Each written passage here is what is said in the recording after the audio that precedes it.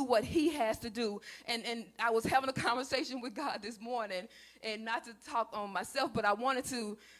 It was a time I was working at the school board, and anybody know I got delivered from beating people up. I didn't do much else. That's it. Like I was, and so I'm at this school board system, and I was the person, I keep earplugs in my ear, listen to the gospel, listen to whatever. And so at this time, I'm like on fire because I'm really new, saved, not saved, but I knew enough not to, be doing all kind of craziness. And so I'm sitting at my desk, and I wasn't hanging with the girls going out to lunch and all that stuff. They was talking about all kind of foolishness that I didn't want to hear about. And so they would walk around my desk. Oh, holy self. Doing all this and that, and I'm sitting there talking to God like, God, you gotta let me just get the baddest one. If you let me whoop her, the rest of them gonna flee. I'm sitting at my desk like begging God to just, like my body wouldn't move. I couldn't even turn around. I'm like, God, what is you doing with me? I don't know about this salvation stuff. Like, I'm like, Jesus, look. I'm telling you, I done sized every last one of them, and I had them mapped out the whole thing, how I was gonna do.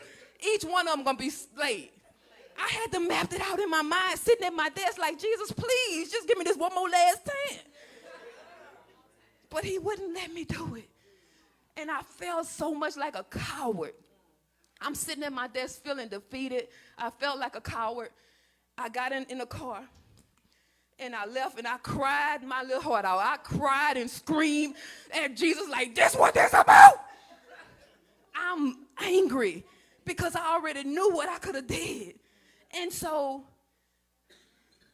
the thing that God was telling me, I'm in the bathroom, I'm laughing at it now, and I'm like, God, you allow me to look like a coward. And I simply heard the Spirit of God say, I will allow you to look like a coward so that I can show you that you are more than a conqueror through me. And so those people, after a while, they came back, and they began to say stuff. Then the thing about it, God gave me a word for one of them. And I said, Lord, now you're really going too far. She ain't finna get this. And I'm just like, and at this time, y'all, God can be preparing us. And we thinking about ourselves.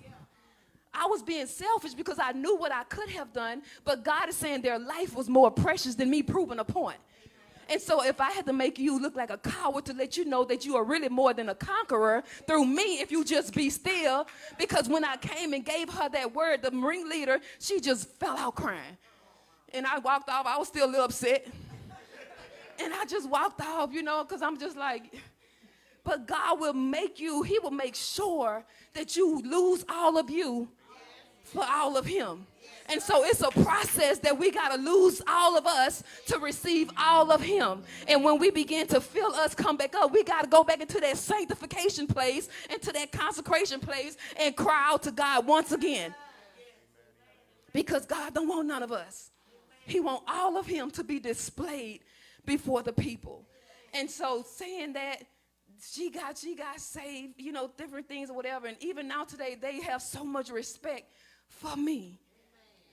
Because they didn't see me waver. And the enemy could have used that day to destroy all of their lives through me. But he used me as an example to stand still, even though what he had delivered me from, at that point, I knew I was delivered. And so we have to realize God would allow the storm to prepare us for where he's taking us. Hallelujah. Hallelujah. Give God a hand.